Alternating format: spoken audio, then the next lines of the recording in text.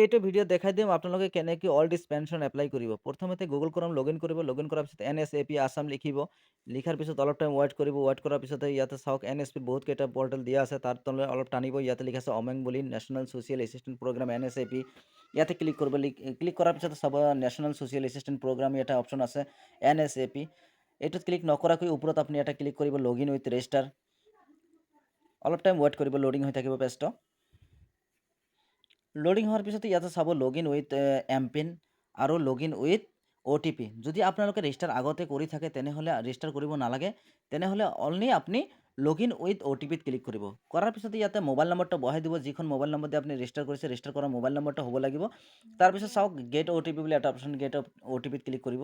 Gate OTPত click কৰাৰ পিছত OTP এখন যাব, আপোনাৰ মোবাইলত OTP এখন দিয়া আছে। দিয়াৰ পিছতে ইয়াতে কি কৰিব, ইণ্টাৰ OTP ক্লিক কৰিব, OTPটো বহাই দিব। দিয়াৰ পিছত লগইন বুলি এটা অপশ্যন আছে, লগইন ক্লিক কৰিব। ক্লিক কৰাৰ পিছত উমাংগৰ যিমানবিলাক ছাৰ্ভিচ আছে গোটেইবিলাক ইয়াত দিয়া আছে। অলপ তলত টানিব, মাই উমাং বুলি এটা অপশ্যন আছে, তাৰপিছত ছাৰ্ভিচ বুলি এটা অপশ্যন আছে, ছাৰ্ভিচত ক্লিক কৰিব।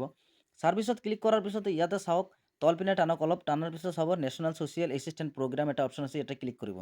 ক্লিক কৰাৰ পিছত অলপ টাইম ৱেইট কৰিব, ৱেইট কৰাৰ পিছত আহি গৈছে view beneficiary payment status and apply online. আপোনালোকে কি কৰিব, এপ্লাই অনলাইনত ক্লিক কৰিব। ক্লিক কৰাৰ পিছতে চাব ইয়াতে লিখা আছে এপ্লাই অনলাইন আৰু এপ্লিকেশ্যন ডিটেইলছ। ইয়াতে স্কিম নেম আছে, যিখন স্কিমত আপুনি কৰি আছে সেইখন স্কিমত ক্লিক কৰিব লাগিব। ইয়াতে বহুত কেইটা স্কিম দিয়া আছে, আপুনি কি কৰিব, যিখন স্কিমত আজি এপ্লাই কৰি আছে সেইখন এপ্লাই স্কিমটোত ক্লিক কৰিব লাগিব। ইয়াতে চাব IGNOAPS এটা অপশ্যন আছে, ইয়াতে Indira Gandhi national old age pension scheme. তাৰপিছত কি কৰিব, ষ্টেট ছিলেক্ট কৰিব, ডিষ্ট্ৰিক্ট ছিলেক্ট কৰিব,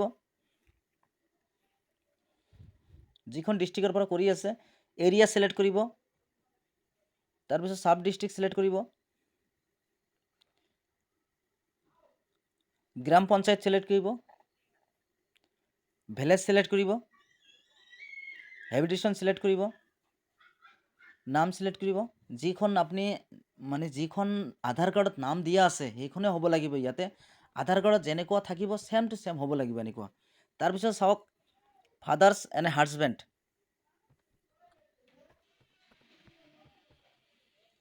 জেণ্ডাৰ ছিলেক্ট কৰিব, মেল ফিমেল। তাৰপিছত ডেট অফ বাৰ্থ ছিলেক্ট কৰিব, ডেট অফ বাৰ্থ আপোনাৰ 60 বছৰৰ ওপৰত হ'ব লাগিব, 60 বছৰৰ তলত নহয়। ইয়াতে কাষ্টটো ছিলেক্ট কৰিব। তাৰপিছত ভিলেজ ছিলেক্ট কৰিব লাগিব। ভিলেজ আপুনি যেনেকুৱা দিয়া আছে আধাৰ কাৰ্ডত ছেম হ'ব লাগিব। আধাৰ কাৰ্ডত যদি আপোনালোকৰ টোটাল ফুল এড্ৰেছ দিয়া থাকে ফুল এড্ৰেছটো হ'ব লাগিব। তাৰপিছত পিনক'ড ছিলেক্ট কৰিব লাগিব। ইয়াতে চাওক নেক্সট বুলি এটা অপশ্যন আছে, নেক্সটত ক্লিক কৰক। কৰাৰ পিছত বেনিফিচিয়াৰী নাম্বাৰ, বেনিফিচিয়াৰী যিখন একাউণ্ট নাম্বাৰ আধাৰ কাৰ্ডৰ লগত লিংক আছে সেইখন একাউণ্ট নম্বৰ দিব লাগিব। যিখন আধাৰ কাৰ্ড লিংক নাই সেইখন নিদিব। আপোনালোকে কি কৰিব, এইটো আধাৰ কাৰ্ড লিংক আছে সেইটো নাম্বাৰ দি আছোঁ মই। একাউণ্ট নম্বৰটো বহাই নিয়াৰ পিছত আপুনি মোবাইল নম্বৰটো বহাব। তাৰপিছতে লিখা আছে পে'মেণ্ট মোড, বেংক একাউণ্ট না পোষ্ট অফিচ একাউণ্ট। যিহেতু মই বেংক একাউণ্টৰ পৰা কৰি আছোঁ বেংক একাউণ্ট ছিলেক্ট কৰিব লাগিব। তাৰপিছত চাওক do you know' bank IFSC code. ইয়াতে যদি আপোনালোকে জনা থাকে তেনেহ'লে য়েছ, যদি জনা নাথাকে ন' দিব। যিহেতু মই জানো IFSC কোড, এইটো য়েছ হ'ব। তাৰপিছত IFSC কোডটো বহাই দিব, যিখন বেংকৰ পৰা আপুনি কৰি আছে সেইখন বেংকৰ IFSC কোডটো বহাই দিব। IFSC কোডটো বহাৰ লগে লগে এইটো বেংকটো শ্ব' কৰিব কোন ব্ৰাঞ্চৰ পৰা আপুনি কৰি আছে। তাৰপিছত চাব ইয়াতে গোটেইবিলাক শ্ব' কৰিছে। তাৰপিছত বেংক PO একাউণ্ট নাম্বাৰ, এইটো একাউণ্ট নম্বৰটো বহানোৰ পিছত কি আহিব, নেক্সটত ক্লিক কৰিব। নেম এজ পাৰ আধাৰ কাৰ্ডত যিটো নাম দিয়া আছে ছেম হ'ব লাগিব, মই আগতো কৈছোঁ। তাৰপিছতে আধাৰ নাম্বাৰ দিব লাগিব, নাম দিয়াৰ পিছত আধাৰ নাম্বাৰটো দিব লাগিব। অলপ ভালদৰে চাই দিব আধাৰ নাম্বাৰটো। তাৰপিছত চাওক এতিয়া আপলোড ফটোখন পাছপোৰ্ট চাইজ হ'ব লাগিব। পাছপোৰ্ট চাইজৰ তলত হ'লে নহ'ব, 50 KB ওপৰত হ'ব লাগিব।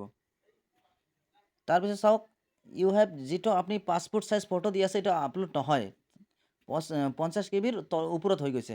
এতিয়া এনেকৈ আপোনালোকে মোবাইল নাম্বাৰত ভেৰিফিকেশ্যন এটা OTP যাব, OTPটো বহাৰ পিছত আপোনালোকে এপ্লিকেশ্যন নাম্বাৰটো পাব। এপ্লিকেশ্যন নাম্বাৰটো দি আপোনালোকে ট্ৰেক কৰিব পাৰিব